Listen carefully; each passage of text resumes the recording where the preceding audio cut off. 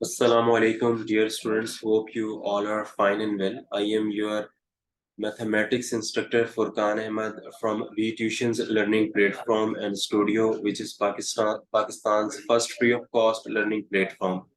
Dear students, आपको मालूम है जैसे कि हम चैप्टर नंबर 3 स्टार्ट कर चुके हैं और इसकी एक्सरसाइज 3.2 जिसमें काफ़ी ज़्यादा क्वेश्चंस हैं वो हम सॉल्व कर रहे हैं और डेफिनेटली इसमें जो एंड के क्वेश्चन है 13 और 14 वो हम आज के लेक्चर में करेंगे।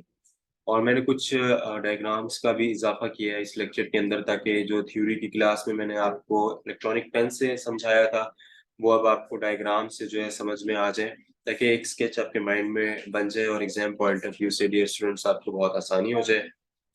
So right now without wasting our time we will move to our lecture। मैं स्क्रीन को शेयर करता हूँ और फिर हम लेक्चर को स्टार्ट करते हैं डियर स्टूडेंट्स।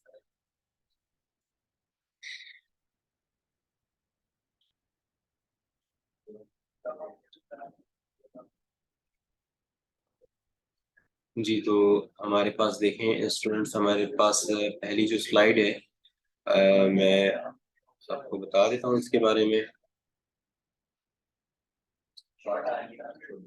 अब इसके अंदर आप देखें हमारे पास क्या है, एक डायग्राम है जिस डायग्राम के अंदर जो है आपके पास कम्यूटेटिव लॉ शो करवा रहा है। ये मैंने आपको थ्योरी क्लास में बताया था लेकिन मैंने हैंड राइटिंग से जैसे करके आपको बताया था बिकॉज अपने एग्जाम में परफॉर्म करना है। अब डायग्राम से ये स्केच अपने माइंड में आप बना लीजिएगा। देखें रिजल्टेंट वेक्टर आर है which is equal to A plus B और resultant vector B plus A नीचे वाले ब्लॉक ब्लॉक में आप देख सकते हैं। तो डियर स्टूडेंट्स आप देखें कि ए प्लस बी कैसे ऐड हो रहा है और फिर नीचे बी प्लस ए जो है वो ऐड हो रहा है जिसमें ब्लैक कलर से एरोज या वेक्टर डले हुए हैं, ऊपर रेड कलर से एरोज डले हुए हैं।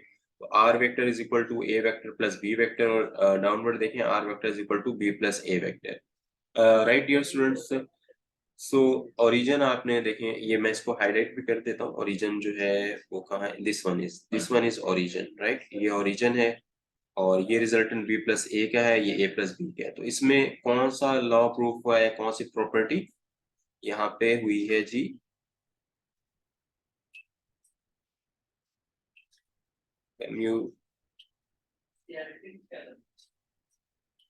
Commutative property.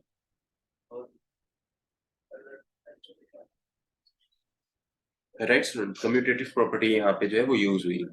तो इस तरह से आप कोशिश करें एग्जाम में डायग्राम बना लें, अगर वो पूछ लेते हैं आपसे कि कम्यूटेटिव प्रॉपर्टी क्या है या इस तरह से डायग्राम आ जाती है आपने कंफ्यूज नहीं होना। और रिजल्टेंट में ए प्लस बी ऊपर लिखा हुआ है और डाउनवर्ड जो है वो आपके पास लिखा हुआ है बी प्लस ए, तो आपने बिल्कुल भी कंफ्यूज नहीं होना और इस मेथड के थ्रू जो है वो आपने बता देना है कि कम्यूटेटिव प्रॉपर्टी है जैसे मैंने आपको समझाया है। राइट स्टूडेंट, और अगर आपको इस तरह से एक डायग्राम दी जाती है और डायग्राम में आपको कहा जाता है कि बताएं कि कम्यूटेटिव प्रॉपर्टी है या एसोसिएटिव है या डिस्ट्रीब्यूटिव प्रॉपर्टी है, तो आपने बता देना है कौन सी है। अब राइट नाउ जो मैं आपको शो करवा रहा हूँ समझाने के लिए, this one is commutative property. Move करते हैं अपने क्वेश्चन की तरफ। क्वेश्चन नंबर 13 है dear students, find the length of the medium through point O of the triangle OCD if C and D are 2, 7, -1 and 4, 1, 2 respectively।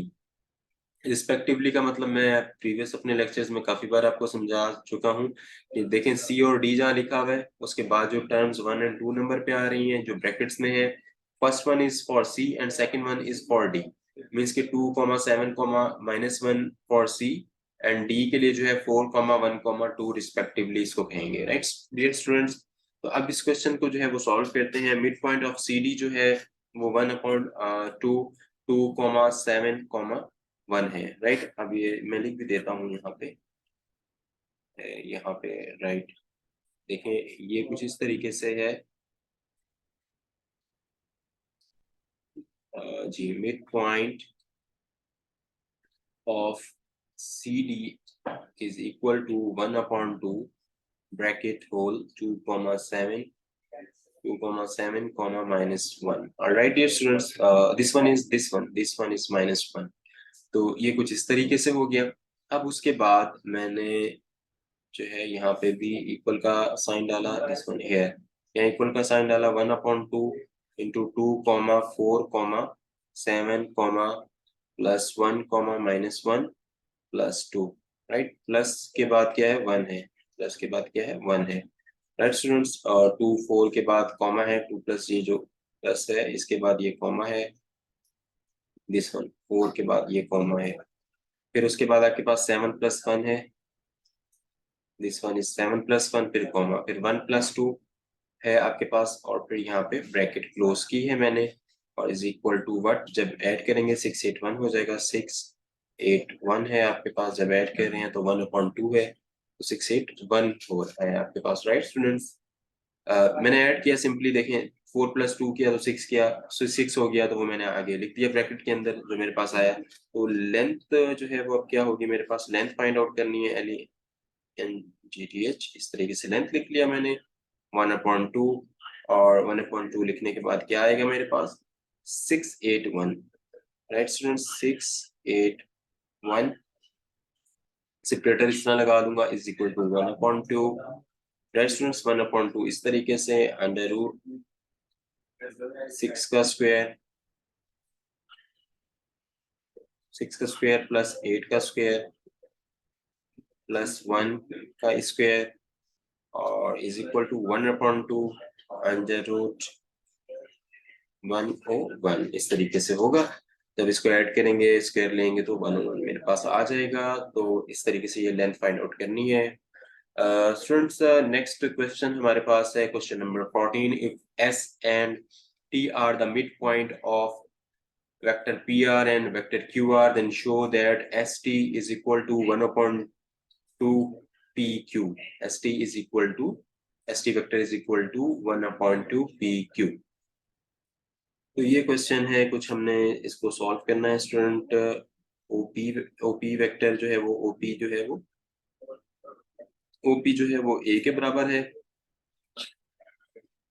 OP ए के बराबर है, O R जो है मेरे पास वो बराबर है बी के, और ओ क्यू मेरे पास बराबर है सी के। ओ क्यू किसके बराबर है, O Q equal to C, ये O R equal to B. अब हमने फाइंड आउट एस वेक्टर करना है, right dear students. S vector is equal to 1/2 OP vector plus O R vector is equal to 1/2 into A plus B, right students. और यहाँ पे T vector is equal to 1/2 into O Q के plus O R is equal to 1/2 into A plus B, right dear students, ऐसे होगा। इसी तरीके से जब हमने टी फाइंड आउट कर लिया, राइट, सी प्लस बी, यहाँ पे ए प्लस बी तो ऊपर है, और यहाँ पे ये देखें ये सी है, सी प्लस बी हो गया, एस और टी हो गया। अब पी क्यू इस तरह फाइंड आउट करेंगे, पी क्यू कुछ इस तरीके से फाइंड आउट होगा।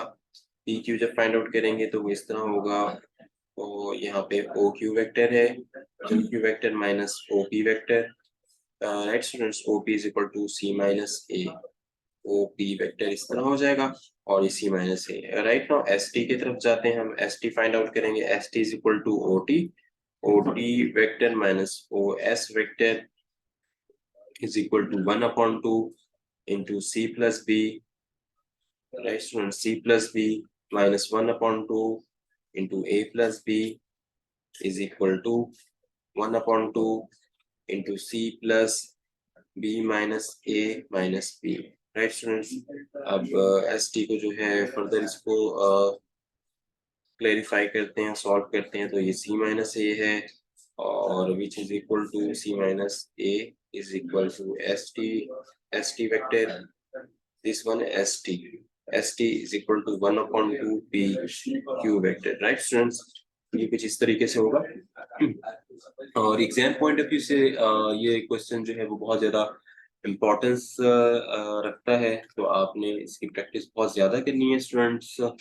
और उम्मीद करता हूँ कि आपको ये क्वेश्चन समझ में आया होगा। नोट्स भी आप इसके देख सकते हैं, नोट्स में भी मौजूद हैं ये क्वेश्चंस। उसके अलावा इनके क्विजेस भी मौजूद हैं। अच्छा, क्विजेस के अंदर डियर स्टूडेंट्स बताता चलूँ, जो इम्पोर्टेंट है एग्जाम पॉइंट ऑफ व्यू से, रिपीट हो रहे हैं क्वेश्चंस एग्जाम्स में, तो मैंने दोबारा दिया है। मीन्स के क्वेश्चन 14 यहाँ भी सॉल्व करवाया है, नोट्स में तो डेफिनेटली होगा ही होगा, नोट्स के अलावा फिर आप जो है वो क्विज के अंदर भी देख सकते हैं, यही क्वेश्चन होगा, राइट? तो ये बुक का क्वेश्चन है।